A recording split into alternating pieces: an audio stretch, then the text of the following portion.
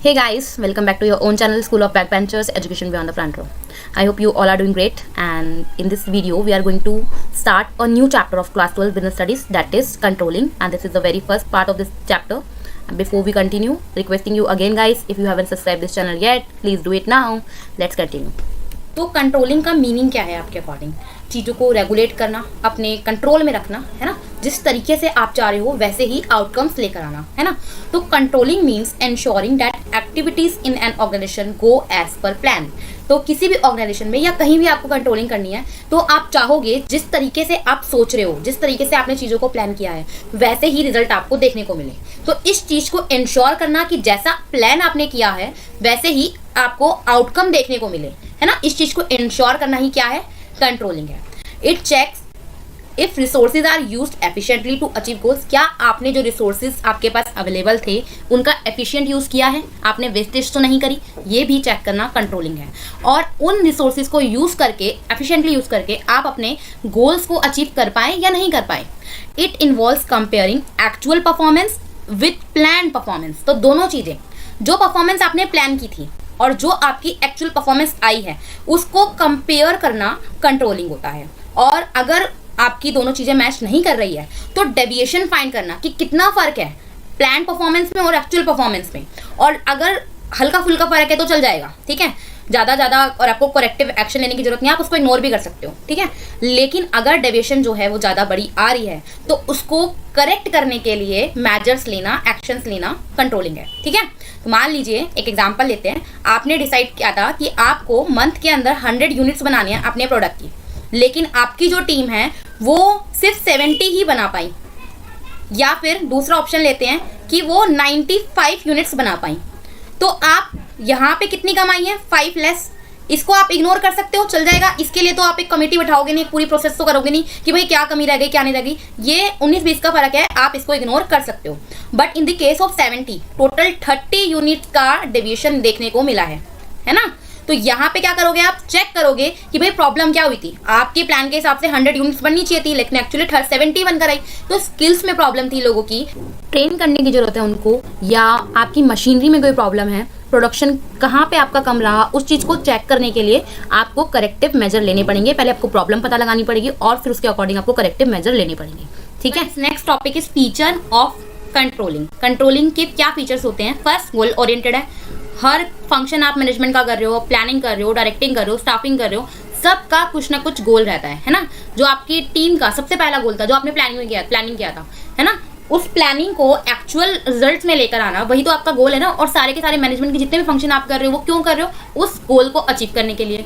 तो जितने भी आपके एफर्ट्स आप लगा रहे हो वो कहाँ डायरेक्टेड हो, आपके गोल्स को अचीव करने के लिए. तो कंट्रोलिंग में क्या हो जाती है, गोल ओरिएंटेड हो जाती है. आपको कंट्रोलिंग हर जगह करने की जरूरत है, कोई भी टाइप की आपकी ऑर्गेनाइजेशन हो, किसी भी लेवल पर हो, है ना. और एक बार करके आप खत्म नहीं कर सकते, आपको रेगुलरली करते रहना पड़ेगा, तभी आपको डेविएशन पता चल सकते हैं. आप ठीक तरीके से इवैल्यूएट कर सकते हो आपकी एक्चुअल परफॉर्मेंस को और प्लान परफॉर्मेंस को, है ना.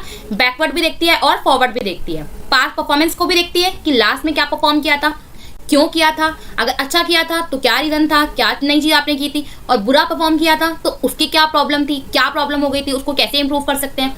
अब उनके बेस पर आप जो प्लानिंग करोगे और कंट्रोलिंग करोगे उसके क्या फ्यूचर रिजल्ट आपके होने चाहिए. तो फॉरवर्ड भी देखती है. डायनामिक है नेचर में, आप हर बार एक ही तरह की कंट्रोलिंग, एक ही तरीके से प्रॉब्लम को सॉल्व नहीं कर सकते हो, एक ही तरीके से प्रॉब्लम को एनालाइज नहीं कर सकते हो, है ना. हर जगह हर सिचुएशन के हिसाब से आपको अपनी कंट्रोलिंग के मेथड को चेंज करना पड़ेगा.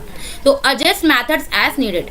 पॉजिटिव है, आपके गोल्स को अचीव करने में हेल्प करती है, आपकी प्रोग्रेस को रुकने नहीं देती है बीच के अंदर, है ना. तो पॉजिटिव हो जाती है. फीचर्स हो गई गाइस. अब इंपॉर्टेंस देख लेते हैं कंट्रोलिंग की. तो सबसे पहला इंपॉर्टेंस है, गोल्स को अचीव करने में हेल्प करती है. कोई भी फंक्शन हम मैनेजमेंट का क्यों कर रहे हैं, ताकि हमारे जो गोल्स हैं उनको अचीव किया जा सके, है ना.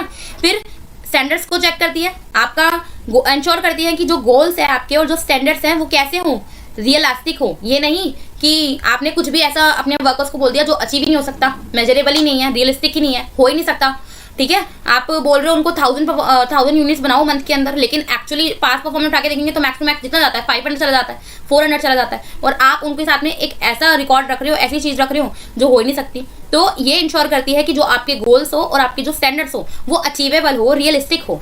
आपके रिसोर्सेज को सेव करती है, आपके रिसोर्सेज को वेस्ट होने से बचाती है, आपकी एफिशिएंसी को इंक्रीज करती है। कैसे? अगर आपके रिजल्ट जो है मैच नहीं कर रहे हैं आपकी एक्चुअल परफॉर्मेंस के और आपकी प्लान परफॉर्मेंस के, तो आप क्या करोगे? आपके डेविएशंस को फाइंड करने की कोशिश करोगे, क्या प्रॉब्लम हुई, क्यों वो डेविएशन आया, उसको फाइंड करके उसको करेक्ट करने की कोशिश करोगे। तो आपकी क्या करेंगे? आपकी एफिशिएंसी को इंक्रीज करेगा और आपकी वेस्ट को रिड्यूस करेगा। एम्प्लॉय को कैसे मोटिवेट करता है? उसके सामने उससे क्या आपकी एक्सपेक्टेशन है आप क्लियरली सेट कर रहे हो, ठीक है, जिससे उसकी परफॉर्मेंस बूस्ट हो सकती है। वो कंफ्यूज नहीं रहेगा, उसको एक्चुअली काम क्या करना है, क्या नहीं करना है, क्या टारगेट है। अगर उसका टारगेट उसको पता है, उसको डेडलाइन उसको पता है, तो उसको पता है उसको करना क्या है ना, तो उसकी परफॉर्मेंस बूस्ट होगी, वो कंफ्यूज नहीं रहेगा।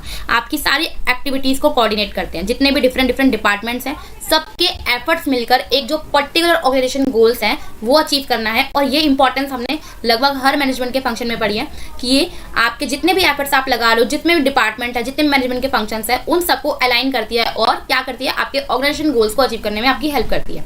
तो एक्टिविटीज को कोऑर्डिनेट करवा रहा है, आपकी ऑर्गेनाइजेशन के अंदर डिसिप्लिन को मेंटेन करती है, आपकी एक्टिविटीज को आप कंटिन्यूअसली मॉनिटर कर रहे हो, है ना, रिकॉर्ड रख रहे हो उसका, तो इससे क्या होगा? आपके ऑर्गेनाइजेशन के अंदर एक डिसिप्लिन मेंटेन रहेगा, ठीक है। Concept of controlling features and importance I hope आपको क्लियर हो गया होगा। और कुछ डाउट है तो आप कमेंट बॉक्स में लिख सकते हैं, ये कुछ क्वेश्चन है उसके बेस पर पढ़िए, समझिए, आंसर कमेंट बॉक्स में लिखिए।